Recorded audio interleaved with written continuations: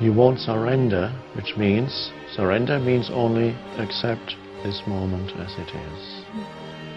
But you won't be able to surrender unless you're completely fed up with suffering. You've had enough suffering. And at some level, you recognize that most of your suffering is self-created. It is created out of resistance to what is. It is created out of an interpretation of something that is. It comes from a thought, from an interpretation, not from the situation. So you realize really that I've had enough suffering, and only when you've truly had enough suffering in your life are you able to say, I don't need it anymore. Suffering is a wonderful teacher. Suffering is most people's only spiritual teacher. And suffering deepens you. It gradually erodes the mind-made sense of self, the ego. And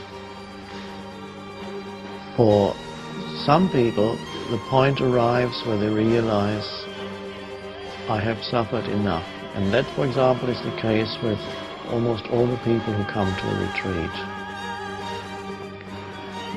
If you ask them, they've all had their share of human suffering. Otherwise they wouldn't be open to the message. They've had their share of human suffering, and they have reached a point where they are ready to listen to the message that says there is another way to live. There is another way in which you can live that does not create further suffering for yourself.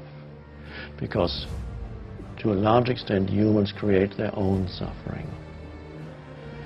And so when you are ready to hear that message, and that's really the message that is in every religion, that's the message, the central message of Buddhism is the end of suffering. And even the central message of the teaching of Jesus is finding the pearl of great price, finding the kingdom of heaven that is within you here and now, as Jesus says. And that, of course, is the end of living in a state of suffering. So one could say that you need suffering for you to realize, for you to come to a point of realization that you do not need to suffer anymore. There's a paradox here. If I had not suffered, this teaching would not exist.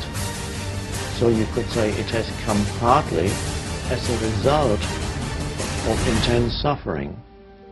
Because as a human being, I would not have evolved spiritually if I had not suffered.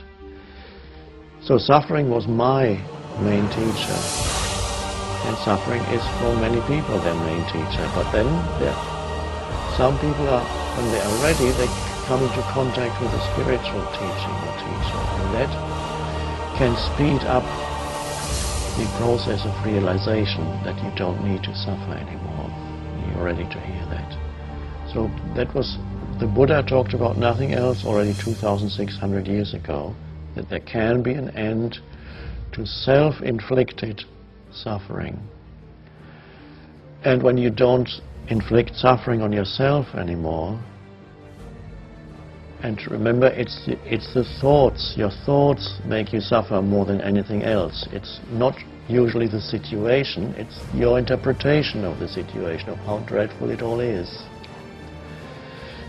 And so when you see that, then you see there is another way to live in which I no longer mentally argue with what is. And that's the end of self-inflicted suffering. And if I no longer inflict suffering on myself, I no longer inflict suffering on others, because the two go together.